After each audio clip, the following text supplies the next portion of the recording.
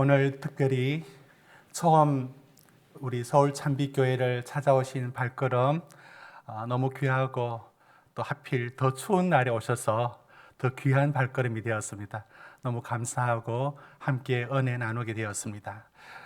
우리 교회는 오늘 이북 5도 협의회 순회 헌신 예배를 처음 드리면서 또 나름 깊은 감동과 또 의미가 있어서 오늘 제가 우리 성도들에게 이 예배의 의미가 무엇인지 설명을 익히 잘 하시는 분들이 있음에도 불구하고 좀 드리게 될 것 같습니다. 오늘 제가 이사야서의 말씀을 중심으로 함께 나누고자 하는 말씀은 이제 우리가 오늘 이 예배를 통해서 하나님이 무슨 말씀을 주시는가 이걸 제가 전하려고 합니다. 한 달 정도 되나요? 몇 주 전에 제가 고향에 갈 일이 있어서 그날 갔는데 집이 비어 있다 보니까 매우 추운 날에 이제 보일러를 틀고 따뜻해지길 기다렸습니다. 저녁이 되었습니다. 나오니까 제 고향 교회가 종탑이 어두움 가운데 높다랗게 보여 있었습니다. 근데 하필 그런 거 아십니까? 고향에 갔는데 하필 그날 그 고향의 후배가 고향 교회를 그리워하며 보낸 교회를 그리워하는 노래를 만들어서 음원을 보내왔습니다. 제가 그것을 보고 듣고 그리고 제 눈으로 직접 제 모교회를 종탑의 밤의 어두운 배경으로 이렇게 보고 있는데 참 신비한 평소에 느끼지 못했던 감정이 마구 복받쳐 밀려왔습니다. 여러분 한번 느껴보시겠습니까? 그리움이라는 감정이 이것이 한 번씩 밀려오면 감당이 안 되는 감정이었다는 걸 느꼈는데요. 제가 그 음원을 한번 들려주면서 가사를 옮겨놨습니다. 그 가사를 보면서 그 가사가 제가 살았던, 제가 만졌던, 제가 걸었던 모든 것들을 그대로 담고 있는 겁니다. 이제 한번 여러분도 섬겼던 모교회, 고향교회를 생각하면서 한번 그리움에 빠져보십시오. 들려주십시오.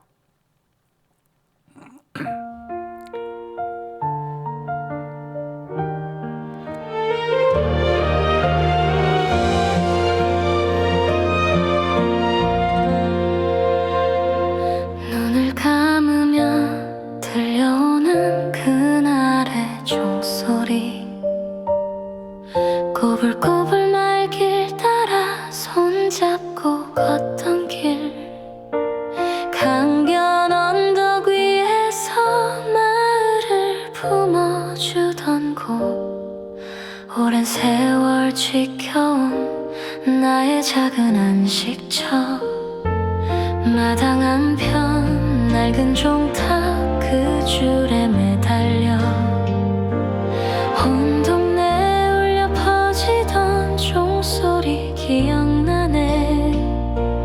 삐걱이던 교육관 차가운 마루바닥 옹기종기 모여 앉아 웃음꽃 피어나네.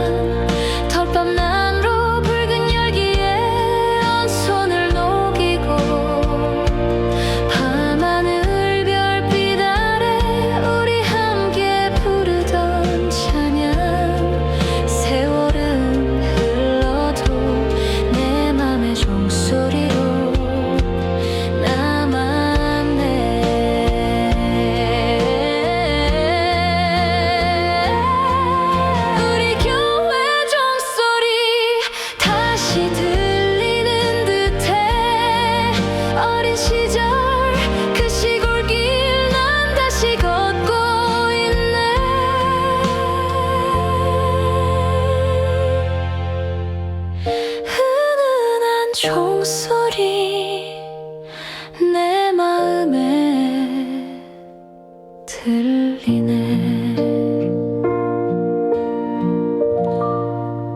아니, 저 노래를 듣는데 갑자기 제가 보고 있는 교회인데 어떻게 이게 막 가슴이 막 치밀어 오르면서 그리움이란 감정이 이렇게 강한 줄 몰랐어요. 못 견디겠어요. 뭐 이런 제 안에 이런 파도가 칠 줄을 몰랐어요. 근데 그 가사가 그 지난 날의 모든 일들을 담아내고 있었거든요.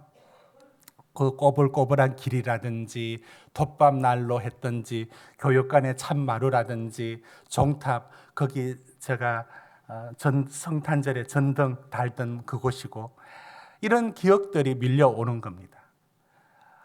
여러분도 그런 그리움이란 부분들이 바쁜 일상 속에 지나가면서 한 번씩 느낄 겁니다. 그런데 그때는 복받쳐 오는 그리움이 밀려왔습니다. 여러분, 제가 보고 언제든 갈 수 있는 교회인데도 그런 감정이 밀려오는데 북한의 고향을 두고 있는 실향민들에게 그 북한이라는 곳이 얼마나 가고 싶을까? 일사후퇴 때 전쟁통에 잠시 내려갔다 오겠다 하면서 헤어진 그 길로는 더 이상 갈 수 없었던 그 북한에 대한 고향에 대한 그리움을 안고 사는 이제 1세대 많이 돌아가시고 2세대, 3세대 사람들의 이야기들, 그게 우리 대한민국의 우리의 현재 얘기입니다. 고향이 그리워진다라는 이야기가 갈 수 없는 사람에게는 가슴이 미어 터지는 하나의 사건입니다. 오늘 저는 제가 일반적으로 느낄 수 있는 이 그리움이라는 감정이 남과 북의 현실 속에서 북의 고향을 두고 있는 2세대 또는 3세대까지 그 이야기를 안고 살아가는 사람들에게 북한에 내 고향을 가고 싶은 마음은 얼마나 간절하겠습니까? 그게 한 번씩은 이 삶을 살아가다가 복받쳐 오는 마음이 그리움도 있을 것입니다. 오늘 저는 바로 우리 속에 우리가 이 땅에 살고 있고 그러나 북한 그리고 통일 이런 이 주제들을 항상 멀리하고 살아온 우리들에게 오늘 이 이야기, 북한의 이야기와 통일의 얘기를 나누려고 합니다. 그것이 오늘 이북 협의에 함께 모여서 말씀을 나누는 의미이기도 하기 때문에 그렇습니다. 그래서 저는 이제 잠시 우리는 오신 분들은 다 알고 있지만 우리 교회는 이 일이 처음이라서 우리 성도들을 위해서 어떻게 이런 예배를 드리게 되었는지에 대한 역사적인 부분들을 좀 얘기하려고 합니다. 너무 잘하는 부분들은 이해하시고 우리 성도들 위해서 잠시 필요한 부분이니까 먼저 말씀을 전하도록 하겠습니다. 여러분, 우리 대한민국이 우리 남한이 교회가 지금 이렇게 왕성하게 일어났을 때 사실은 19세기 말 20세기 초까지 북한이 훨씬 더 많은 기독교인들이 있었습니다. 특히 신의주, 그때는 의주였는데 의주에서 복음이 들어오는 통로가 그곳이었습니다. 그래서 북한의 서북 지역, 지도를 한번 보실까요? 지금은 북한이 도가 더 되죠. 뭐 자강도 뭐 이렇게 하던데 일단은 해방 당시에 5개 도를 중심으로 보시면 함경북도, 함경남도, 평안북도, 평안남도, 그리고 우리와 나눠진 강원도, 그리고 황해도, 자 이렇게 있습니다. 그러니까 전쟁 나기 전 북한이 훨씬 더 많은 기독교의 교인들을 갖고 있었고 더 많은 교세를 갖고 있었다는 것을 우리는 알 수 있는데요. 조선이 예루살렘이 평양이었습니다. 자, 그런 곳이었고요. 우리가 잘 알고 있는 것처럼 1907년도 대부흥 운동이 그걸 여실히 보여줍니다. 대부흥 운동은 우리 한국 사회에 유례없는, 세계 사회에 유례없는 큰 부흥이 1907년도에 일어났는데요. 이때 1907년 일어났을 때에 20만 명에 가까운 우리 신도수가 그로부터 38년 되었을 때, 1938년 되었을 때 60만 명이 되었습니다. 엄청난 부흥이었죠. 이것이 다 북한에서 먼저 일어났다는 것입니다. 1936년 동아일보 기사를 보면요, 그때의 북한에서의, 평양에서의 시민들의 생활 속에서 교회들이 얼마나 많았는지, 새벽에 종소리 치면 그 종소리 때문에 잠을 못 잔다는 얘기가 들릴 정도, 주일날에는 그 타종소리 때문에 늦잠을 못 잔다는 얘기, 그리고 그 당시 평양에서는 일요일이라는 말을 안 썼어요. 다 주일이라는 말을 쓸 정도로 그만큼 교세가, 평양이 먼저 북한 쪽이 강했습니다. 자, 이랬습니다. 그리고 우리가 알다시피 전쟁이 일어났습니다. 해방이 먼저 되었습니다. 근데 해방된 후에 해방이 가져온 것이 기쁨이었는데, 기쁨도 잠시, 그 해방이 우리 자력으로만 이루어진 해방이 아니었기 때문에 강대국이 들어왔습니다.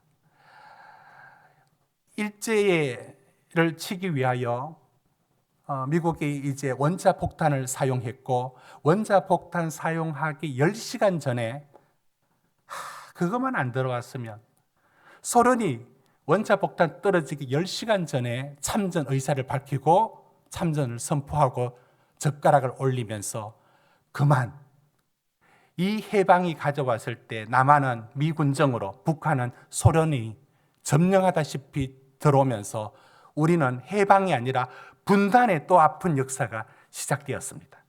자, 이런 역사 속에서 당시 북한의 많은 교회들이 공산주의가 어떤지 몰랐어요. 자기들 잘 살게 해줄 줄 알았어요. 전혀 그렇지 않았죠. 자, 이러면서 일어난 일들이 연도를, 다음 연도 한번 보십시오. 그때 이제 일어났는데 그 당시에 얼마나 북한 지역 부분들의 그 교회들이 남한에 내려와서 많은 기독교의 성장에 보탬이 되었는지라는 부분들을 생각해 보면 숭실대학교를 예를 들 수 있습니다. 숭실대학교 사진 한번 보여주시겠습니까? 선교사님들하고 그때 이제 평양에 모였던 북한의 지금 그 당시의 교세를 짐작하는 내용입니다. 그다음 다음 사진 보시면 이건 아까 우리 대부흥 운동을 말할 때의 장대인 교회를 말하고요. 어마한 규모였죠. 자, 지금 평양에 있는 숭실대학교의 이야기입니다. 그 숭실대학교 다음 사진 보시면, 자, 이것이 이제 그 전쟁통으로 피난 왔던 북한의 교회들이, 평양노예 소속인 영락교회라든지 이런 교회들이 중심이 되어서 평양에 있었던 숭실대학교를 우리 서울에 세우자. 물론 선교사님이 세웠지만 이름으로는 거기에 이제 많은 교회들이 함께 해서 저 당시 영락교회가 숭실 대학생들의 처음 서울에서 교실이 부족해서 영락교회에서 수업을 받는 시절의 사진들이 보면 뒤에 간판에 영락교회라고 되어 있습니다. 제가 무슨 얘기를 하고 있느냐면 전쟁 전 평양과 북한이 예루살렘이었어요. 복음이 그곳에서 터져 나왔고 그곳에서 부흥의 물결이 이 남한을 홀로 들어왔습니다. 자, 그러니까 전쟁통에서 온 사람들에 의해서 이제 많은 분들이 이곳에서의 신앙생활을 다시 하기 위해서 오신 분들이 교회들을 모이면서 이제 이북노예라는 부분들이 생겼습니다. 이게 역사의 간단한 부분들 좀 더 살펴보시면 연도 펼쳐보십시오. 그러니까 1945년 그 얘기했고, 그런데 제일 밑에 보십시오. 제일 밑에 보시면 1945년 12월에 북한 5도 연합회가 소집되었고요. 그 다음 그 연합회에서 여러 결의들을 했는데 이제 그들이 모일 수가 없게 되었지 않습니까? 그러면 어떻게 모일까?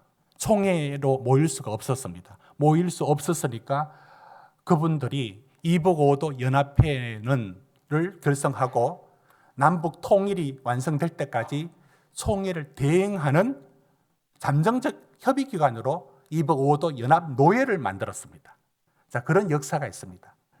그러면서 이런 역사들 이어져 왔는데 그 다음 연도를 보시면 우리가 알고 있는 것처럼 이제 소련이 북한을 점령하고 공산화 시켜나가는 과정들이 있었고 그러면서 북한이 1946년 11월 28일에 북조선 기독교 연맹을 조직해서 교회를 이제 조직적으로 방해를 합니다. 그동안 교회는 북한이 이렇게 나올 줄 공산당이 이렇게 나올 줄 몰랐습니다. 그러면서 주일날 선거한다. 그들은 도저히 받아들이지 못했습니다. 그래서 막 반발했습니다. 그러자 저 연맹을 중심으로 기독교 탄압이 이루어지기 시작했습니다. 자, 이런 역사 속에 있어 왔습니다. 그리고 그 다음 마지막에 연도를 보시면 평양에서 마지막 노예를 한 것이 1947년 4월이었고 1952년 5월에 그걸 부산에 와서 부산 평양교회에서 그걸 복구를 했습니다. 그리고 1972년도에 평양 평서 안주노예가 연합해서 평양노예로 개성했고 우리는 지금 소속은 이제 평남노예입니다. 평남노예는 1915년 10월에 총회 허락을 받고 분립하여 평남노예가 되었습니다. 다음 연도를 보시면 자, 이렇게 이제 흘러왔습니다. 그러면 지금 오늘 우리가 왜 이런 이북5도 연합 예배를 드리느냐면 우리 교회가 2020년 5월 28일 평남노예의 소속으로 들어온 겁니다. 여러 과거가 있습니다. 원래 대신교단이었습니다. 그리고 대신교단은 백석과의 통합 과정에서 그 기능을 할 수 없을 만큼 사분오열 한자 그대로 4개, 5개로 나눠졌습니다. 지금 그러합니다. 그때 우리 교회는 과감한 결단을 내리고 당회와 온 성도들이 한 마음이 되어서 이제 안정된 교단과 노예를 선택하게 되었고 평남노예가 우리를 받아주면서 우리가 평남노예에 소속하게 되었습니다. 지역노예로 말하면 우리는 이제 영등포 노예에 아마 소속되었는 게 맞을 겁니다. 그러나 평남노예에 소속되면서 오늘 이북 협의회 예배를 이렇게 같이 드리게 된 것은 다른 노예들도 그런 기능을 하지만 이북5도 노예가 특별히 통일에 대하여 우리가 통일되면 그곳에 교회를 재건하자. 그리고 지금 또 북한에 대한 관심과 기도를 하자. 탈북민들에 대한 관심을 갖자라는 운동을 이어오는 것이 오늘 여러분들이 지금까지 해왔던 운동이고 또 그런 활동이었고 우리 교회가 늦게나마 이 자리에 같이 합류하게 된 겁니다. 그런 의미에서 시작이 되었습니다. 그러면 이런 역사 속에 우리가 이렇게 만남을 가졌는데 우리 교회 입장에서 이북협의회에 함께 소속된 걸 너무 감사하게 생각하고 함께 이 길에 같이 불러주시고 함께 해주신 거 너무나 감사한 오늘 이 예배가 그런 우리에게는 의미가 있습니다. 이제 저는 이제 3가지로 앞으로 우리가 어떻게 하여야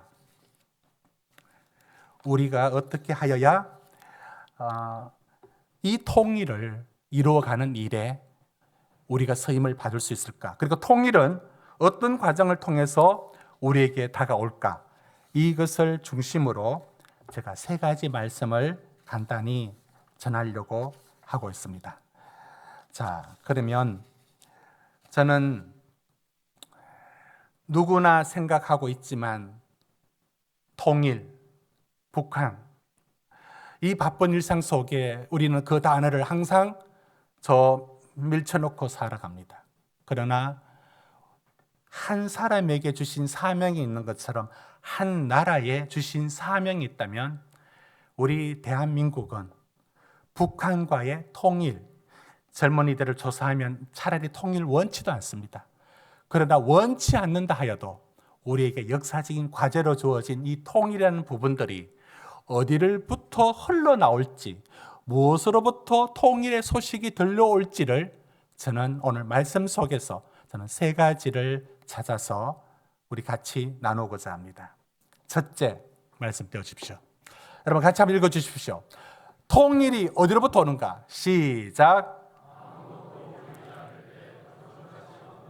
여러분, 지금 어느 때보다도 통일은 요원하고 남북 연락사무소가 폭파되는 걸 우리는 봤고 그렇게 다가올 듯한 모든 평화의 협정들이 산산이 조각났고 갈수록 핵 없애려고 했는데 날이 갈수록 핵실험은 진행되어 왔고 간혹 떨어지는 미사일 실험들은 어김없이 지금의 현실은 더 암울하다고 느껴지게 되어 있습니다. 그러니까 가능성의 측면에서 통일이 얼마나 멀리 지금보다 멀리 떨어져 있는지 너무 요원한 얘기라는 것이 틀림없습니다. 그런데 통일은 어떤 정치권에서 또는 어떤 북한에서의 움직임에서 감지할 수 있는 사인이 아니라고 봅니다. 통일은 전혀 볼 수 없는 캄캄한 현실 가운데 하나님으로부터 도적같이 올 수 있는 힘이 언제나 우리에게 남아있다고 믿습니다. 그날은 오늘 말씀처럼 여러분 오늘 13절 보십시오. 18절 한번 보십시오. 18절. 너희는 이전 일을 기억하지 말며 옛날 일을 생각하지 말라. 이건 출애굽을 얘기하고 있을 겁니다. 출애굽, 홍해를 건넌 얘기를 기억할 겁니다. 그런데 지금 이들은 바벨론의 포로로 가 있습니다. 하나님이 홍해를 갈라서 출애굽을 해 주셨지만 지금은 완전히 망하였고 그리고 70년 가까워지는 바벨론 포로에 있었던 이스라엘을 두고 하는 말씀입니다. 어떻게 올까? 가능성이 없습니다. 가능성이 하나도 보이지 않습니다.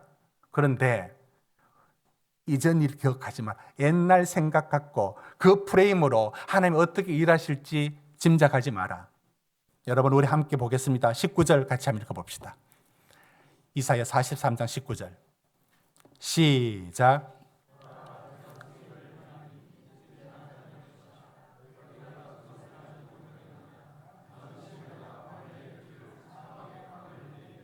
여러분 바로 이겁니다. 하나님이 새 일을 행한다는 일은 우리가 가지는 통일에 대한 희망의 불신은 언제나 하나님으로부터이며 새 일을 행하실 수 있는 하나님. 여기 이런 표현이 있습니다.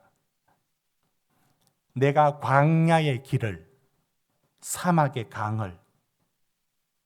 여러분 출애굽은 홍해를 건너는 것으로만 하나님이 일하실 수 있는 방법을 그들은 경험했을 겁니다. 들었을 겁니다. 그러면 지금은 어떻게 온단 말인가? 홍해가 문제가 아니고 다른 문제가 있지 않느냐? 이렇게 무슨 희망으로 바벨론에서 다시 돌아온단 말인가? 꿈에도 생각지 못했습니다. 그런데 하나님은 하신다고 합니다. 광야의 길을 사막의 강을.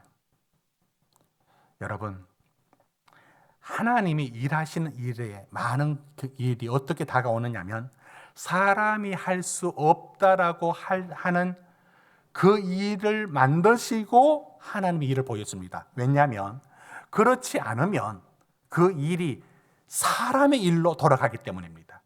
여러분 기드온 보십시오. 기드온이 미디안과의 전쟁에서 기드온이 겁 많은 사람이었는데요. 32,000명 모병했습니다.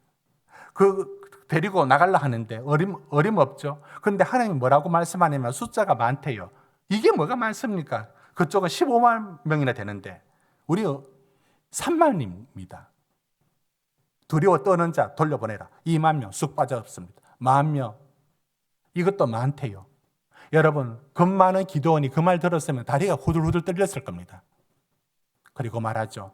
훈련 받다가 물 마시는 거 보면서 거기서 뛰어난 사람 아니에요. 그냥 분류하기 위해서 300명만 뽑기 위해서 물을 이렇게 떠먹은 사람 골라서 데리고 나가라 합니다.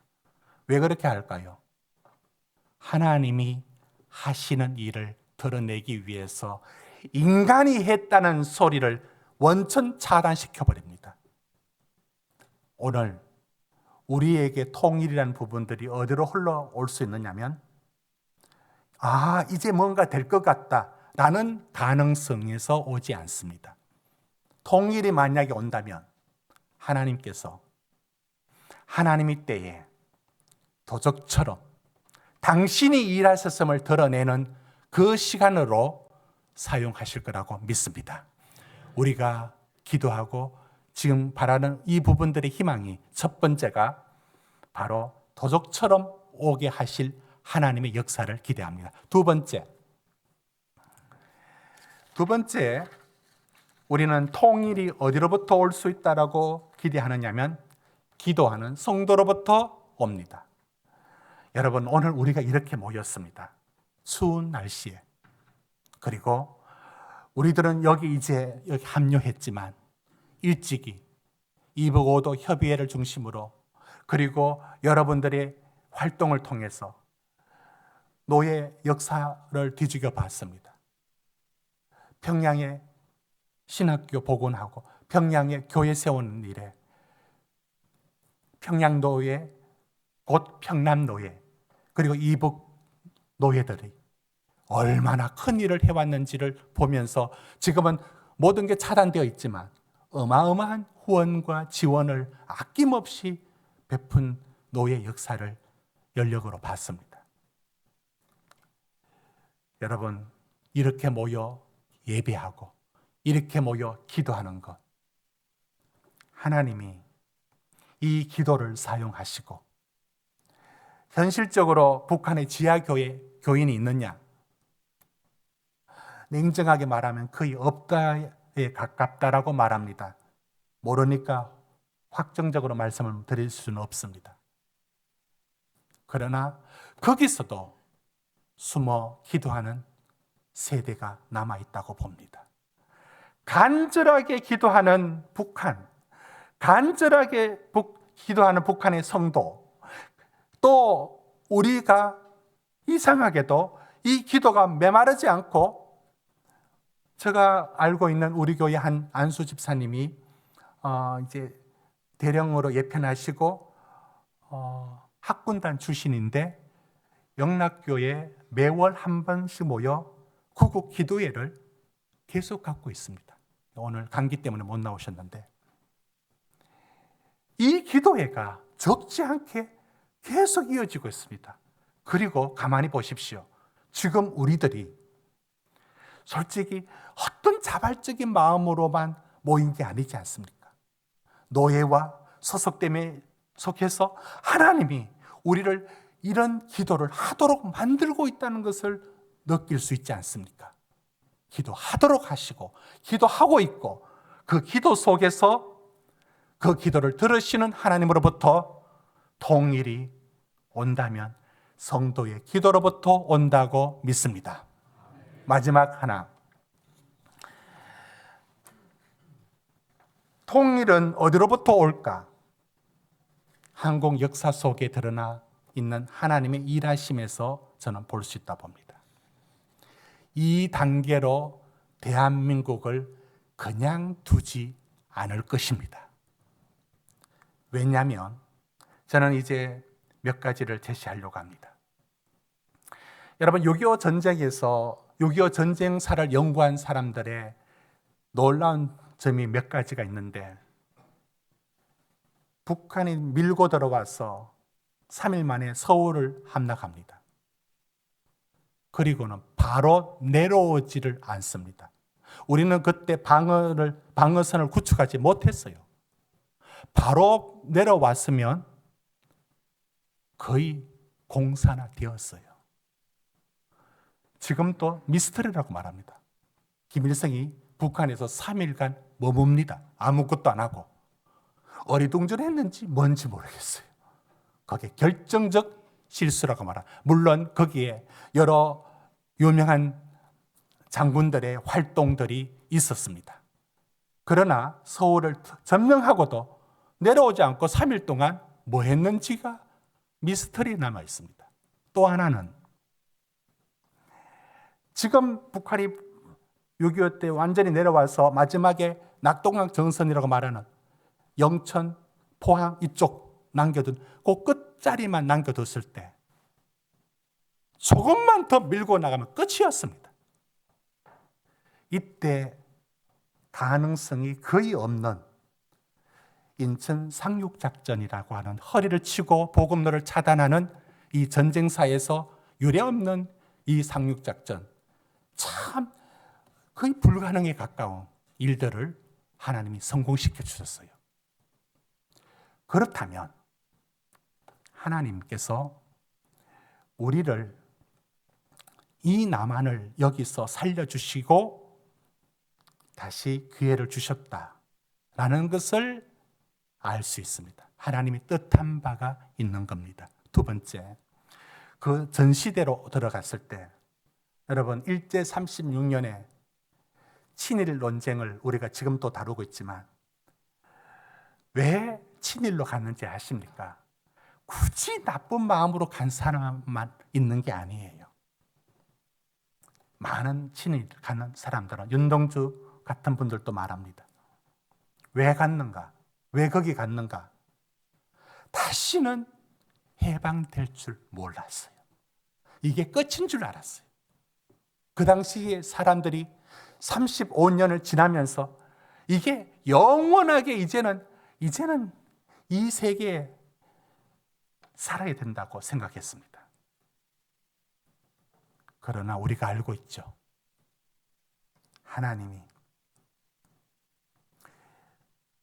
원자폭탄이라는 세계 한 번도 그렇게 한 적 없는 것으로 일제가 항복을 하게 되었을 때 함석헌 선생이 그걸 두고 뭐라고 얘기했는지 아십니까?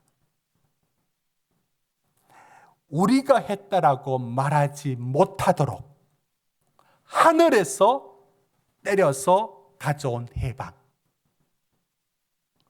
그래서 이것은 하나님이 하셨다라고 뜻으로 본 읽는 한국 역사 이전에 똑같은 그 책의 원본이 성경으로 읽는 한국 역사에 함석헌 선생은 그렇게 얘기했습니다. 그분은 역사학자이기도 합니다.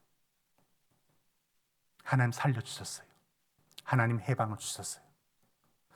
그 이후에 지금 6.25를 지나고 다시 우리 대한민국이 다 살기 힘들다 하지만 그럼에도 불구하고 세계 선교의 인구 대비 미국 다음으로 선교사를 보내는 나라. 이 작은 나라에서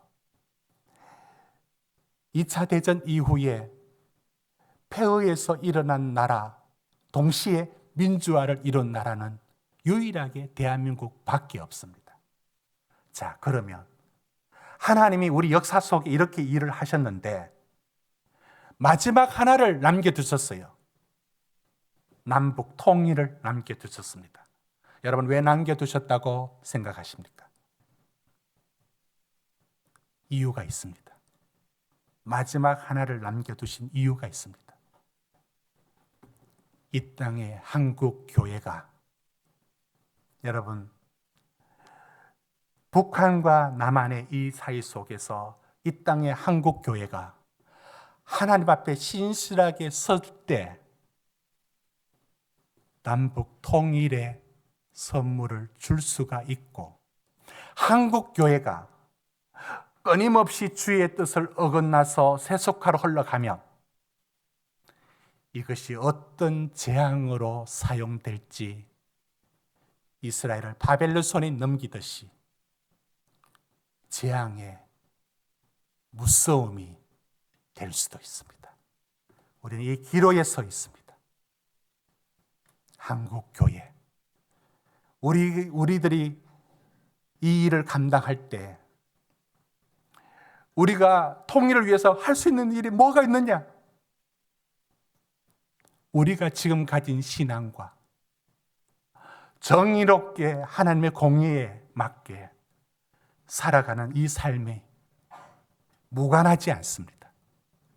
하나님이 이 땅의 교회들을 사용하여 통일이라는 세상 말로 대박 같은 선물을 우리에게 줄 수도 있고, 우리가 어긋나 한국교회가 한 뜻을 쪄버리면 이 유일한 분단 국가의 상황이 재앙으로 다가올 수도 있는 길에 놓여 있습니다. 하나님은 우리를 보고 계십니다. 우리를 통하여 참 평화의 통일이 선물로 오려면 통일의 운동뿐만 아니라 지금 가진 우리의 신앙이 하나님 앞에 하나님께서 의인을 찾는 것처럼 믿음에 굳게 선 성도들과 교회들을 보고 하나님이 그 평화를 주실 수 있고, 그 뜻을 저버렸을 때 우리는 어떤 일로 이 나라의 위기가 다가올지 모르는 기로에 서 있다고 봅니다. 사랑하는 성도 여러분, 오늘 이북오도 연합 예배를 드리면서 우리 다시 한번 생각합니다. 우리 교회 입장에서 우리 교회가 42주년입니다. 5년 전 우리는 이북 노예에 우리가 받아들여졌습니다. 여러분, 그러면 우리는 무슨 일로 이 일에 연관되어 있습니까? 이북에 누가 고향입니까? 아니면 탈북하고 뭔가 연관이 있습니까? 여러분, 그런 것만이 연관을 지어 통일과 남북 간의 이야기에 주역이 된다는 것은 아니라고 봅니다. 느헤미야 보십시오. 느헤미야는 어디서 태어났느냐면 고향이 예루살렘이 아니에요. 이스라엘이 아닙니다. 그는 포로 가서 태어나서 그 나라에서 살았습니다. 페르시아 문화에서 살았습니다. 그런데도 조국에 대하여 애틋한 마음과 예배드리면서 들었던 하나님의 언약의 관계를 믿음으로 받아들였기 때문에 조국을 위하여 헌신하며 일을 했던 것처럼 우리 교회도 특별히 무슨 인연이 있거나 북한에 어떤 연관이 있거나 통일에 어떤 일에 연관된 무엇을 갖고 일을 하는 것만이 아니라 우리도 이 사명 깨닫고 함께 동참하면 이 일에 같이 쓰임 받는다고 생각합니다. 앞서 가신 이북오도 노예의 이 일을 맡아 해오신 오늘 참여하신 우리 많은 장로님들과 우리 역대 회장님들과 우리 임원들, 우리도 함께 여기에 동참하게 된 걸 감사하게 생각합니다. 하나님이 우리 마음속에 느헤미야 같은 마음 주셔서 조국에 대한 사랑의 마음을 갖고 남북 통일과 이 나라에게 진정한 평화의 통일이 오는 그날까지 우리도 한 모퉁이에 한 곳을 빗자루로 설듯이 우리도 이 일에 가담하게 된 것을 무한히 영광스럽게 생각합니다. 이 모든 모임을 통하여 하나님은 통일의 일을 한 단계 한 단계 쌓아갈 줄로 믿습니다. 기도하시겠습니다.